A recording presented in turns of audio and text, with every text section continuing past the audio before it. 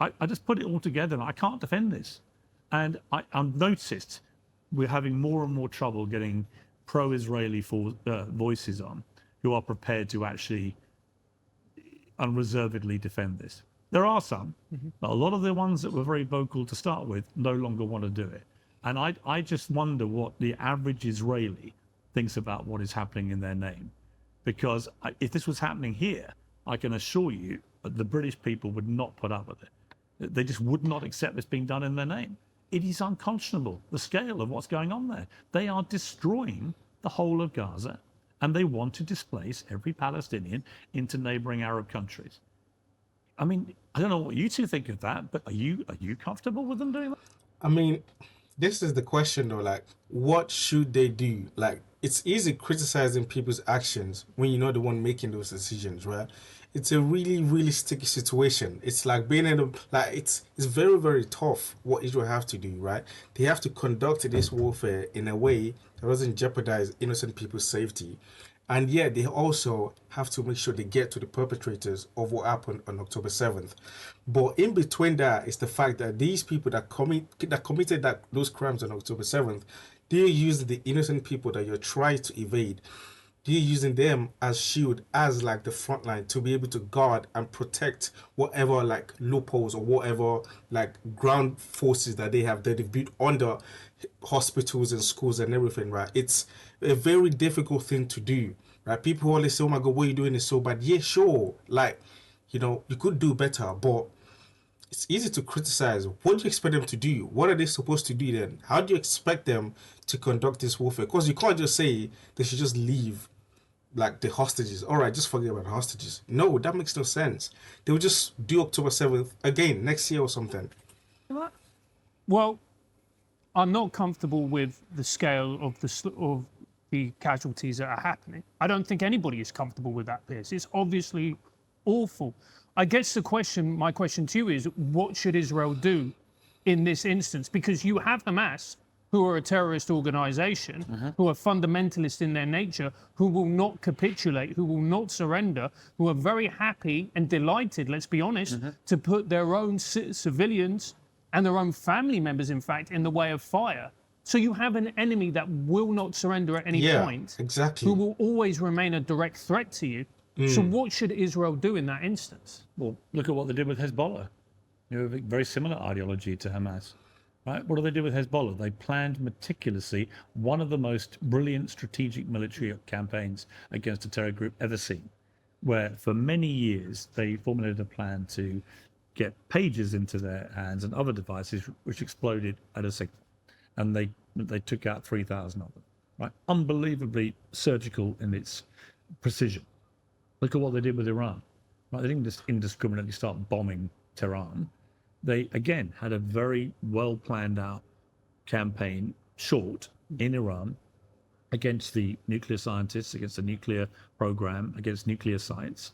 They persuaded the Americans to come in. It was all over in 10 days. Everyone was presuming it would be like apocalyptic World War III. Never happened. So Israel has unbelievable resources, militarily, intelligence through Mossad and others. No one can tell me that any of this makes sense. And I'll go back further to the start of all this, 2005-6, when Hamas were given power in Gaza and Israel pulls out.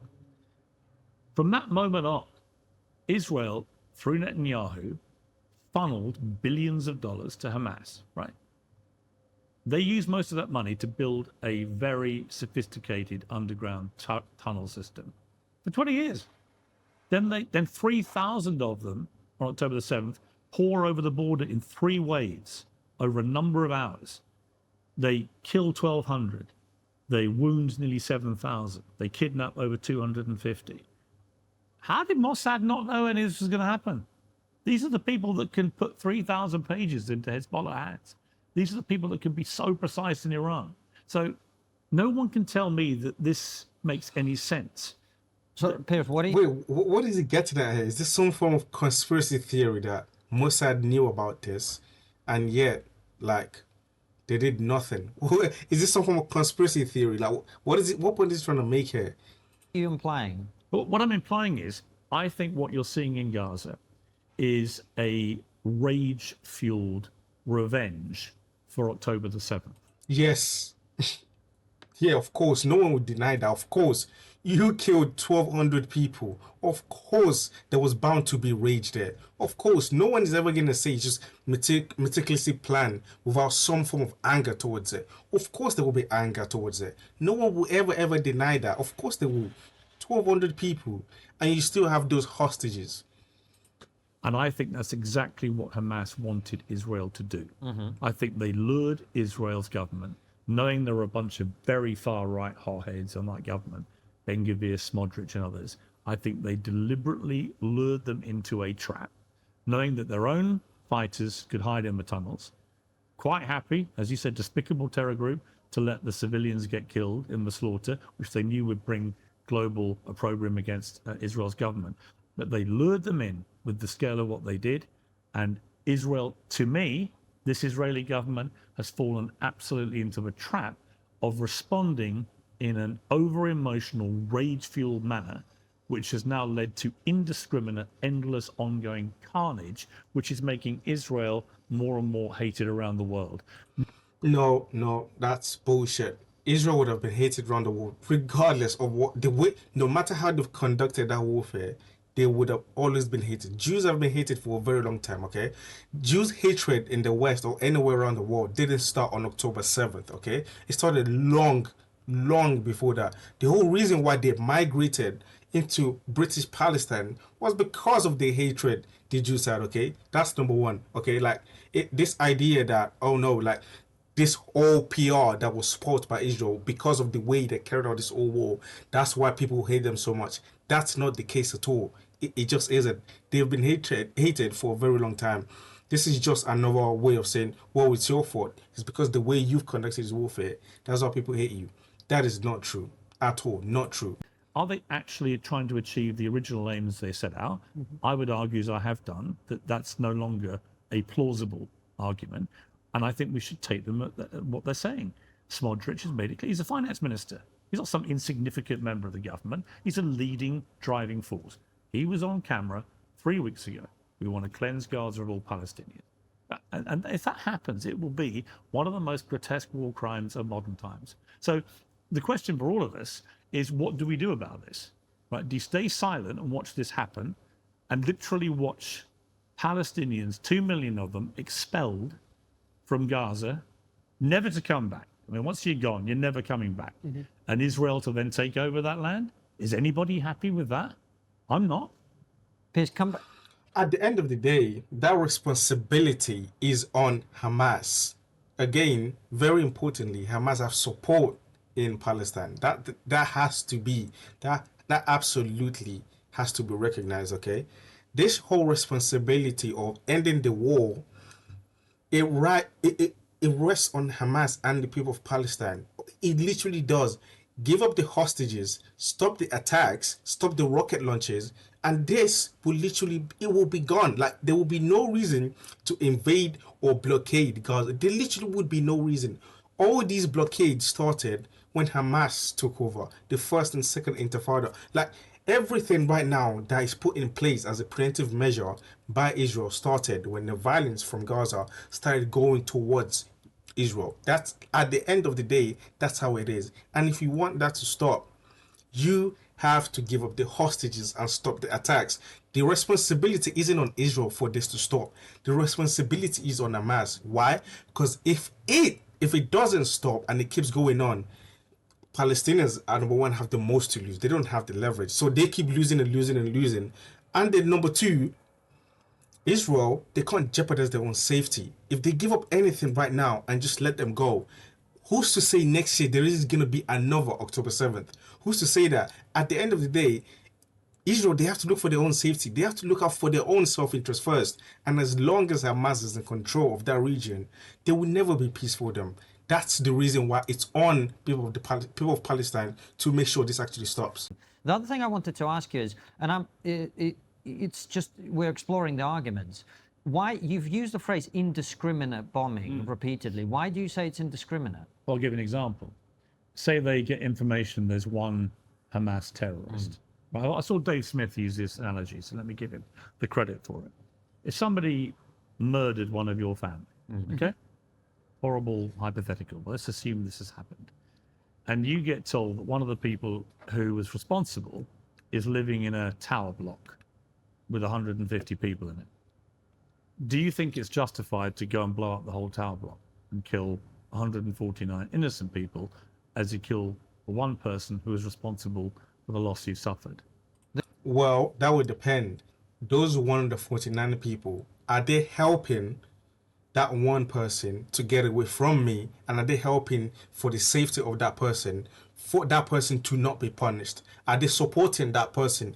If you are supporting that person and I tell you, hey, don't support this person, this guy is clearly a danger to me because it's going to keep coming back as long as it's alive, the same way Hamas always will come back at Israel, well, you have to face the repercussions of that, unfortunately. So in that case, yeah. But if you don't support it, yeah, sure, you shouldn't. Then you have to go in there and actually carry out an operation. But if you do support it, the way Palestinians support Hamas, absolutely, there is no denying that. Then unfortunately, that's what happens.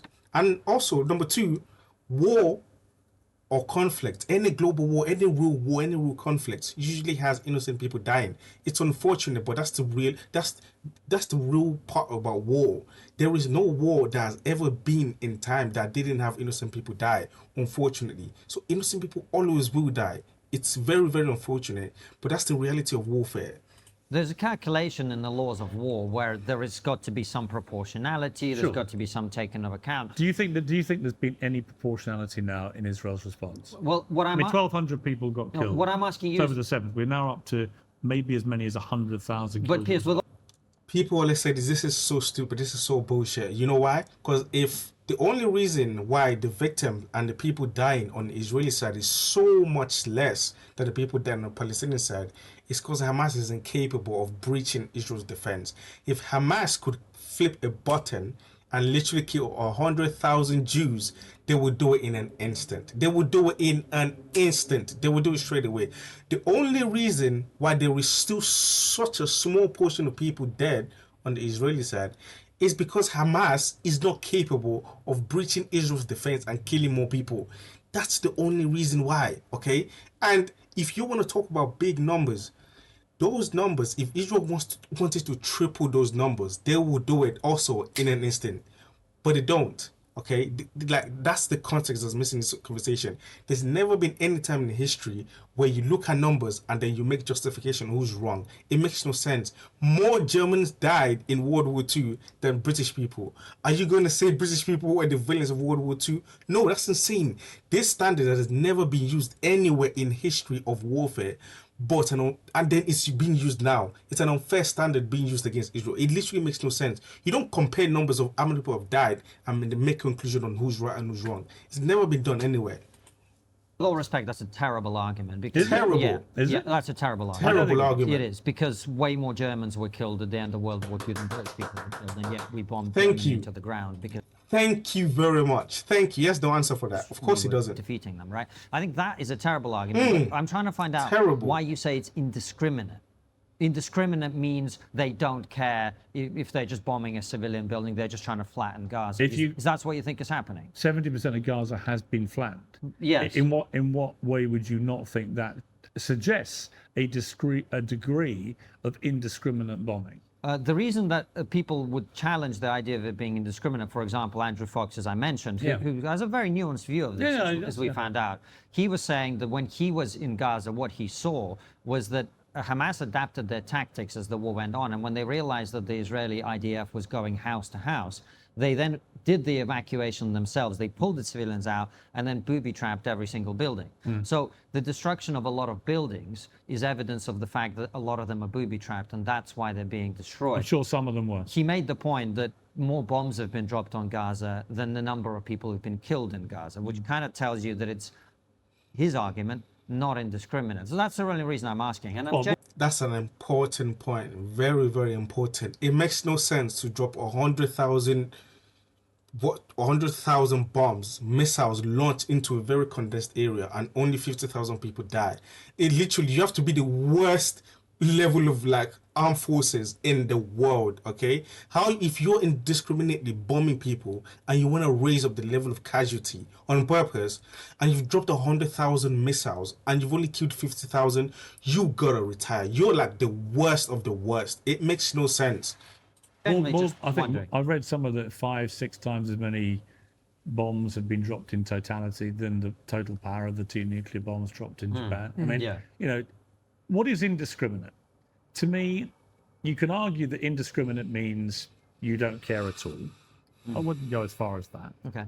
But I would say that the way they have gone about targeting sometimes individual members of Hamas that they believe are in a cafe, and they just blow the whole cafe to pieces, that shows in my opinion, a reckless disregard for civilian life that is around that one person. And again, I come back to the Hezbollah thing. Why is it that they can target Hezbollah and dismantle Hezbollah in such a brilliantly sophisticated surgical strike manner, which does not involve destroying Lebanon or wiping out 100,000 Lebanese people, you know, killing 20,000 Lebanese children? Why is it they're capable of that there, but they're completely incapable of any other war strategy here, when most people believe, who know Hamas, that this was all part of Hamas's plan, that they knew when they did what they did, this is what would happen? Because, like, it's very important when you're conducting warfare. The geographic area is very, very important as to how well or how fast you can actually win the war. It's very important. The condensed nature of the Gaza Strip makes it very difficult for casualties not to be high. And then when you take into the fact that they are underground tunnels and Hamas is using human shields, the only logical conclusion is there will obviously be a higher level of casualties, way more than casualties in Lebanon. It totally makes sense. The nature of the way Gaza Strip is built and it's so condensed, there can never ever be the same level of casualty on both sides. It can never be. It's way too small. The casualty is always going to be high. And the way Hamas conduct their own warfare against Israel literally like exposes, it puts people in harm's way. That's why the numbers are so high. Because the argument would be, and by the way, I have family who come from Lebanon, is that Hezbollah are concentrated in one particular part of Lebanon. They're not concentrated. Well, Israel didn't blow it up. But if you look at Gaza, it's very, very densely populated, and Hamas are physically embedded within that. Sure. They have consciously embedded themselves, as we all know, within the civilians. Sure. So it's almost impossible to be able to target them. But if Hamas is showing such a spectacular disregard for its own civilian life, then I would argue that you should always, if you're in Israel's position as the only democracy in the region, and you've got the biggest military in the region, it's even more incumbent on you not to be as reckless with civilian life as the people that you're going after. Whoa, wait, number one, again, is doing that thing where he's setting the standard. When there is war, it isn't the other people's, like, the other country you're in war against, it isn't their responsibility to make sure that people or your people are getting into safety. It isn't their responsibility. Now, obviously, you should take care and not indiscriminately bomb people, innocent people. But that's not your responsibility. It's on the people that are representing you as a country. That's literally that's your responsibility. It isn't on them. That standard, again, has never been used for anyone. And number two, that's on Hamas, okay? Hamas they have to be the one to actually do these things that he's talking about, okay? And also, if that's the case, then there needs to be some form of like support for Israel to do that, okay? Whatever Israel does, it's always going to be criticized.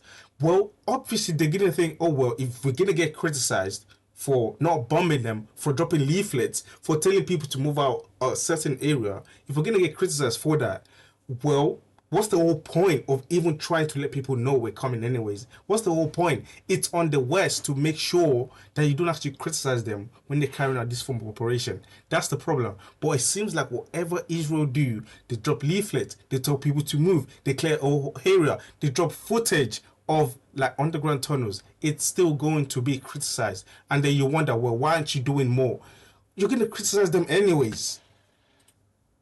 Right? And no one can say to me that this has been a successful strategy. It's made Israel more and more hated.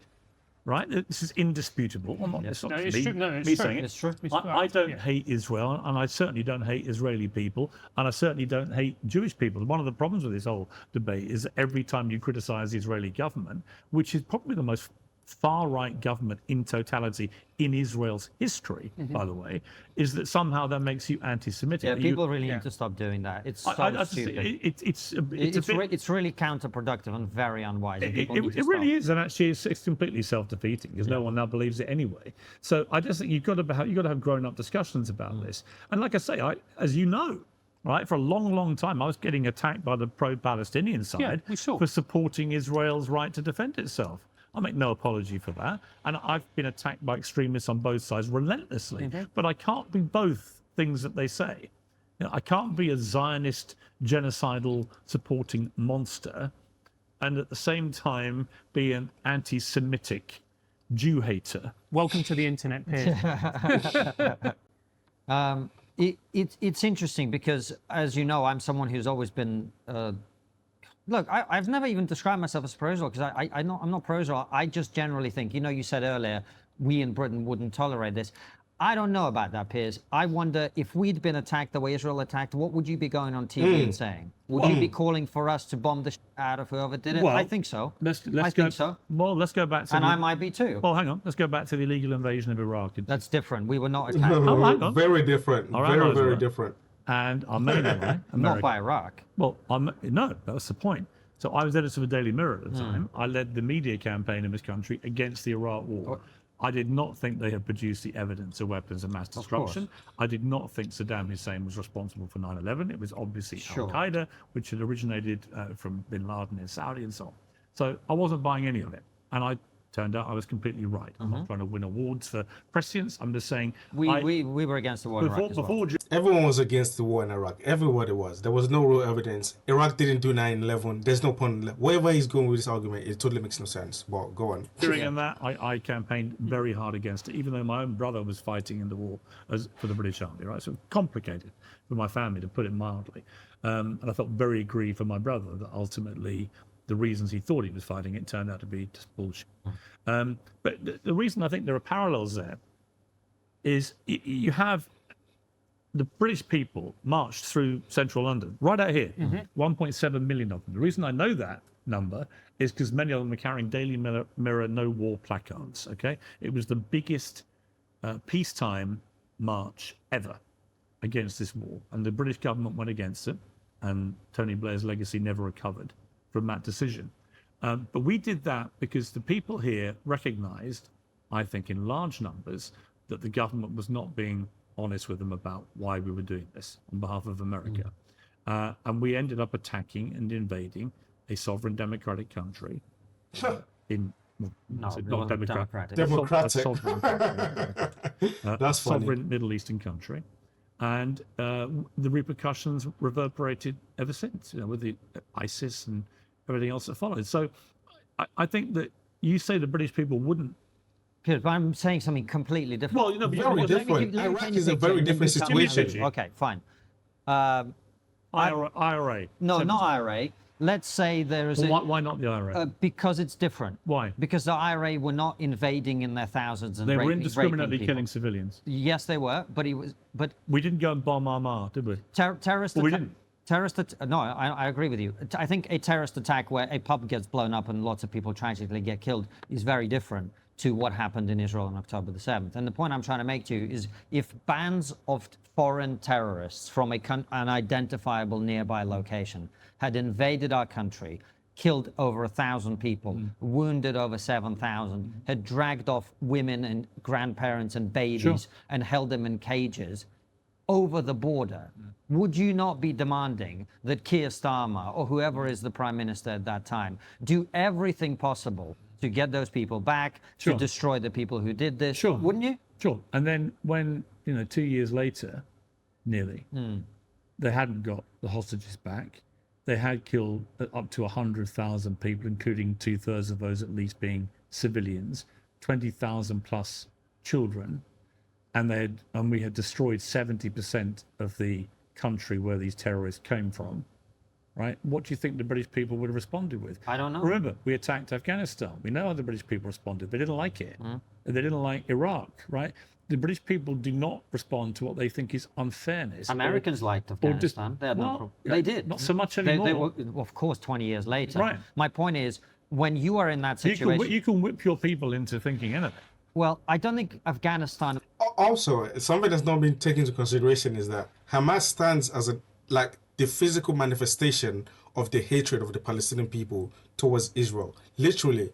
So if you're going to give the example of people invading Britain, it has to be actually the people that invaded Britain, they only got successful that time. They've tried multiple times, they haven't been successful, and then also they will keep trying in the future. That actually makes it better, because Hamas, given the opportunity next year, the year after that, and the year after that, we continuously try. That's a very, very good, that's a very important information that's not been spoken about here. People, I don't necessarily think it was it was done in the right way. I'm just saying, when you are attacked in the way that America was attacked on 9/11, it's a perfectly reasonable question. I think we would have been okay with it. I don't think 2 years later the British public would be remotely happy with what is happening. I really don't. I really don't. And I do buy into the explanation that some Israelis have put to me that the country is still in trauma.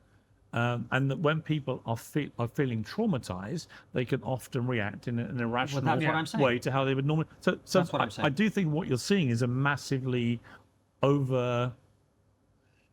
How would you best categorize it? I don't want to offend people's sensibilities about the way I term this. I just think the reaction is massively disproportionate, and it's fueled by rage and revenge.